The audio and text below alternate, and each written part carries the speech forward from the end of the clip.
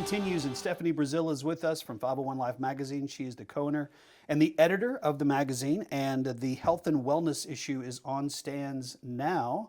And so let's go inside of it. What are some of the things that readers are going to see?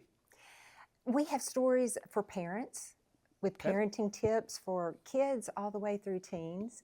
We also have all kinds of neat exercise ideas if you want to just improve your routine, you're kind of bored with that. And then we have tips from a professional to help people age better. So for people middle-aged and older, how can you age better and feel better about yourself? I could see me doing the little dog ear on that page to Me too. age better. The magazine on the cover is our friends over at the Conway Human Development Center. Give us an update on what they've got going on. You know, they have 450 residents taken care of by about 1,000 staff members. I didn't realize how huge it is. It is like a city unto itself, but I just love all the activities that they plan. They're working to improve the lives of people with disabilities. And they're one of the few development centers in the state that cares for children and has children living on the campus. But some of the things they have coming up is their Polar Express in December. And I didn't realize that anyone can go and enjoy that. Okay. So we'll have more information about that in our November issue, how people can take advantage of that. But they have prom, they go bowling. Their volunteer council, which is run by parents and I guess also interested community members, they raised money to build an indoor pool. So there's all kinds of activities for them there. I did an interview with one of the parents, and she talked about deciding to send their son there was one of the hardest decisions of their life. But within a short amount of time, she could see that was where he was really meant to be. And it was so much easier for him to see an occupational therapist on campus rather than her trying to get him to a car and to a public place. Just one little example of ways that they help people. So it's really a very interesting article. And they have been doing this for a long time. That's as long as I can remember. There's been the Conway Human Development Center, Children's Colony is what a lot of old-time Conway residents might remember that area as, and so it would be interesting to go inside in that article. So thank you for that. The couple of the month are some folks that I know, and I know a lot of Conwegians know. So tell us about our couple of the month. Amanda and Laz Castillo, and we all know her from Conway Regional Health and Fitness Center, and I just think she's a light in the community. Such a powerhouse of energy, always smiling and encouraging others. And her husband is a hairstylist, but formerly in law enforcement. So I think a lot of people know him. And they're just a great couple. They love going up to the Buffalo River. They share just a lot of positive information. And I think people will enjoy getting to know them better in that article. I saw Amanda at the grocery store Sunday morning. I always try to go before church. It's just kind of my routine.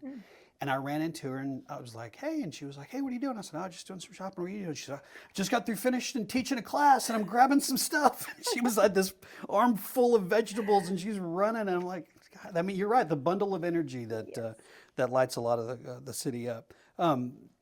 The pumpkin patches are here. It's time. Schaefers and Collins, those folks have done great work for a long time, and the tradition of that continues this month. Yes, they've been there 28 years. Wow. And I have to say, I moved from Texas, and I never visited a pumpkin patch before moving here. So I think there may be some things that people here take for granted. We had one farmer's market in a city a similar size to Conway. And so all the farmers markets, fresh vegetables, and places you can go and visit here, it's really special. And so obviously this pumpkin patch is one of those places. It's a place you'll never be lost in, right? Because no, never. unlike a cornfield. But they have added things like that this year. They have the haunted corn maze and they have slides for the kids. They're open 7 days a week. It's a family affair, and their friends also help with that. It all started because she wanted to stay home and homeschool her kids and needed a way to have income. And so they've been doing this all these years, and boy, they have it down to a fine art. Yeah, they do. They do. A lot of viewers are going to recognize the next couple that we're going to talk about, the Foresters in the entertaining feature. And they're the ones who own WunderHaus in downtown. And it was a great restaurant. I was sad to see that close. What are they doing now? Well, they've continued that farm to table concept. Okay. They are very committed to that at home. They raise most of their food and proteins. Okay. They do go out to farmers markets for some items, but they're a beautiful family, very committed to that. I think that we have to realize that's not just a passing trend, but a real commitment a lot of people are making to try to Yeah. be healthier and raise their kids in a healthier way.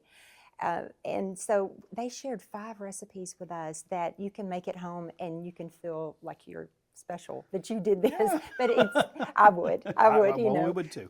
brie with baked brie with special toppings for fall, like pumpkin seeds and honey Yeah.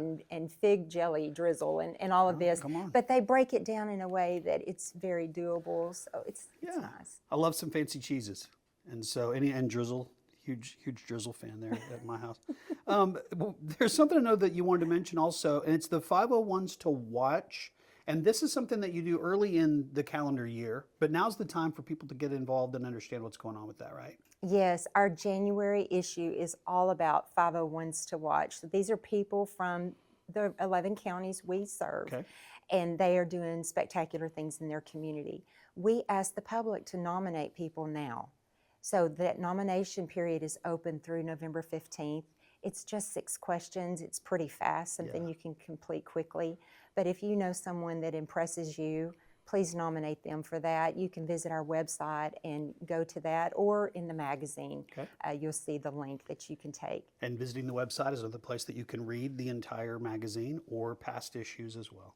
That's right, or you can pick it up at your favorite retailers. Very good. Thank you, Stephanie. Appreciate you. Thank you. Thanks. My name is Jeff Brooks, and this is my beautiful wife, Kathy Brooks. We're here in downtown Conway with Brooks Fine Jewelry. We've come back into the showroom, and we are now the store managers. I love seeing the look on my customer's face when they come in and see the ring that they have designed. When they get engaged, they're sending us pictures when she says yes. So bring your imaginations, bring your inspiration pieces, and bring your ideas down. There's no holds barred when it comes to custom, specifically from Brooks Fine Jewelry. We're waiting here, and we're happy to see you.